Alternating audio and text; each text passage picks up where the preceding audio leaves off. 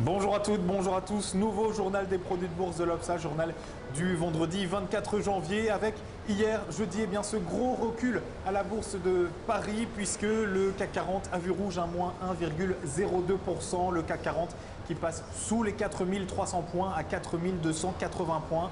Et comme souvent, la bourse de Paris a subi de plein fouet les déboires chinois et américains. Les deux grosses nations mondiales ont affiché un indice PMI en recul. C'est la première fois depuis 6 mois que l'indice PMI chinois recule. Alors du coup, cette mauvaise nouvelle avait évidemment un impact sur les sociétés françaises avec Alstom notamment qui n'en finit plus de couler à cause de son cash flow négatif pour le second semestre 2013-2014. Alstom qui hier encore reculait de 3,79%. Airbus piquait lui aussi du nez en abandonnant 3,85% pour un titre à 54,90 €.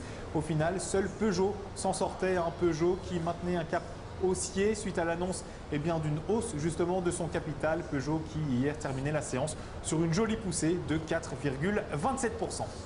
Aux États-Unis, maintenant, Wall Street suivait la tendance générale des bourses mondiales avec de lourdes pertes également pour les indices américains puisqu'à quelques minutes de la clôture, le Dow Jones affichait moins 1,12%, imité par le Nasdaq et le S&P 500 qui eux étaient à moins 0,79 et moins 1,02%. De lourdes pertes, j'en parlais, liées à l'indice PMI des États-Unis, mais aussi liées au chômage hebdomadaire qui, lui, ne recule pas avec 326 000 nouvelles inscriptions cette semaine.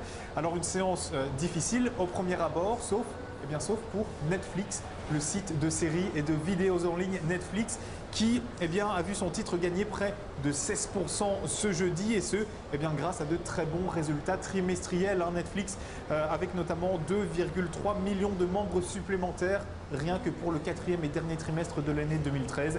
Netflix qui bien évidemment menait la danse ici à Wall Street, danse à laquelle n'ont pas participé BlackBerry et Nokia. BlackBerry qui reculait de quasiment 4% et Nokia de près de 9%. Nokia qui sur un an a vu ses ventes de mobiles et de smartphones complètement chuter de 29%.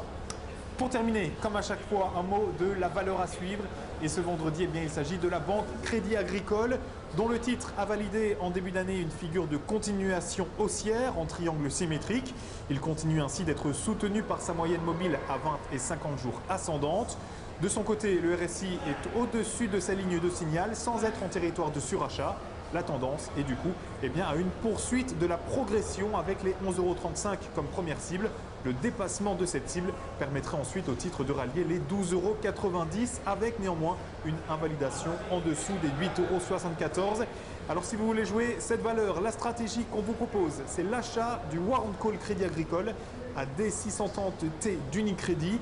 Son prix d'exercice 10 € et sa date d'échéance le 5 septembre 2014. Voilà, c'est la fin de ce journal des produits de bourse. Excellent week-end à tous et rendez-vous lundi.